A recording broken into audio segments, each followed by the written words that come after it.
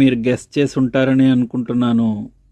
ఇప్పటికే మీకు చాలా వరకు నేను ఈ రీజన్ని తెలుసుకునే పద్ధతి ఆలోచించడం అవన్నీ చెప్పున్నాను లైవ్ సెషన్స్లో. ఏమీ లేదండి, ఈ ఈ కాండం చుట్టూరు ఉన్న, ఈ స్టెమ్ చుట్టూరు ఉన్న పొరలో జైలం అని ఉంటుందన్నమాట. అంటే నీటిని, వేర్లకి కనెక్షన్ అన్నమాట. అది నీటిని పై వరకు తీసుకెళ్ళటం.